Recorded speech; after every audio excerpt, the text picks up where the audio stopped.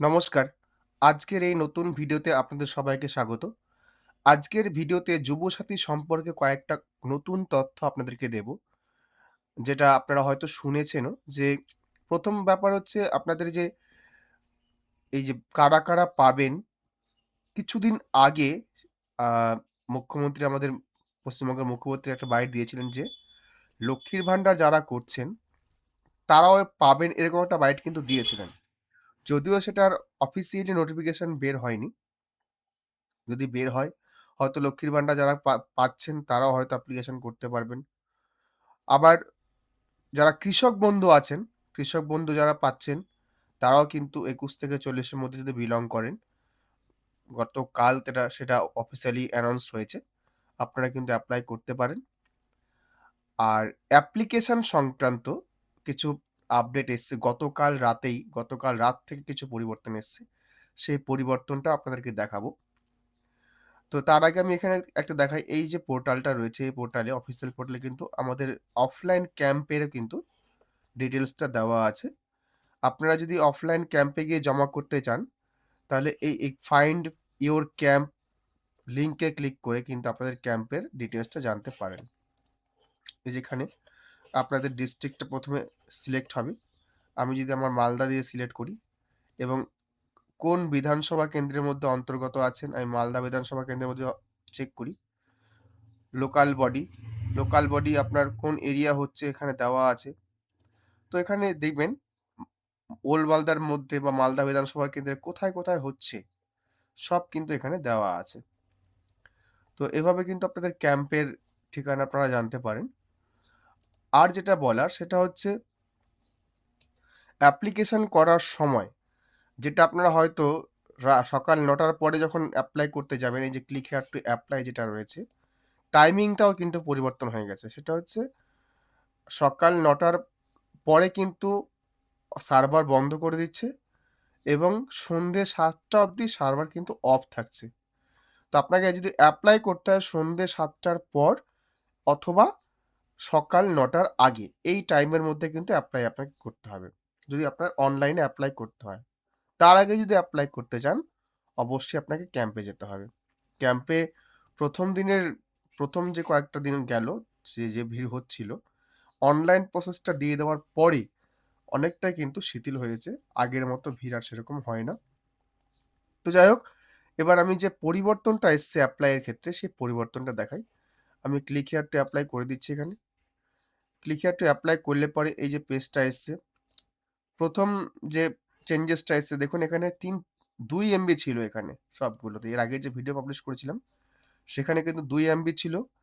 এখানে একটা জিনিস খেয়াল করুন, এখানে কিন্তু মাধ্যমিক or equivalent admit card self attested এই লেখাটা কিন্তু ছিল না, গতকাল রাতে কিন্তু এটা দিয়েছে।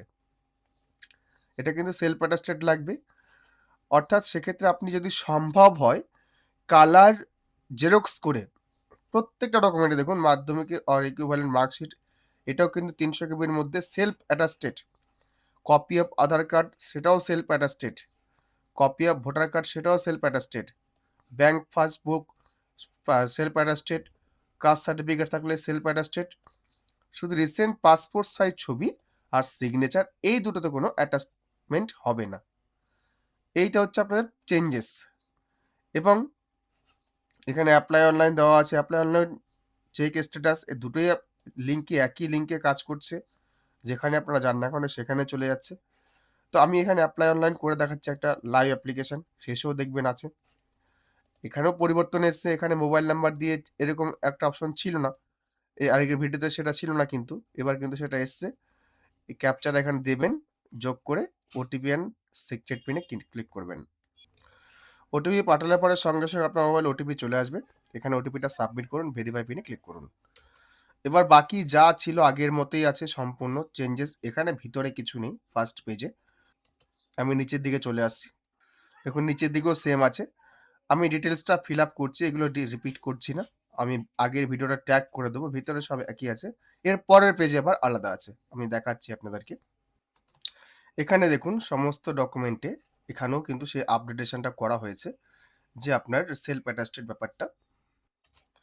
প্রত্যেকটা ডকুমেন্টের পিছনে এই দেখুন সেলফ অ্যাটাস্টেড কথাটা লিখে দিয়েছে। সেলফ অ্যাটাস্টেড লাগবে। আবার এখানে যদি আপনারা ইনপুট করুন, এখানেও কিন্তু একই কথা উল্লেখ করা হয় সেলফ অ্যাটাস্টেড। অর্থাৎ আপনারা কি করবেন এখানে যে আপনাদের ডকুমেন্ট যেগুলো আছে অ্যাডমিট কার্ড, মার্কশিট কার্ড হোক, যদি কালার জেরক্স করে তার নিচে সাইন করে সেগুলো আপলোড করে দেন ৩০০ কেবির মধ্যে পিডিএফ আকারে এবং ছবিটা জেপিজি আকারে, তাহলে কিন্তু সেটা কিন্তু সবচেয়ে পারফেক্ট হয়। জেরক্স হলেও হবে, এটা নয় যে কপি, যেহেতু কথাটা বলা হয়েছে জেরক্স হলেও হবে। তবে কালার জেরক্স যদি করে দেন সবচেয়ে বেটার হয়। আপনার ভেরিফিকেশন পার্টটা সবচেয়ে সহজ হয়। তো এই হচ্ছে আ পরিবর্তন এসছে। এই পরিবর্তনটা দেখানোর জন্যই আমি এখানে ডকুমেন্টটা আপলোড করছি। ডকুমেন্টটা আপলোড করে এই যে ready to submit A click করছি এবং পরবর্তীতে আরেকটা স্টেপ আসছে। আমি সেটা দেখাচ্ছি না। এইটুকু ভিডিও রাখছি আমি। কারণ পরবর্তীতে একই ছিল। একটা চেক বক্স রয়েছে। চেক বক্সে ক্লিক করে ফাইনাল সাবমিট এ ক্লিক করে দেবেন। ক্লিক করলে পরে কিন্তু আপনার সঙ্গে application number, registration number generate হয়ে যাবে এবং আপনি অ্যাপ্লিকেশন ফর্মের উপরে ক্লিক করলে পরে কিন্তু ফর্মটা ডাউনলোড হয়ে যাবে। এখানে আমি ভিডিওটা শেষ করছি।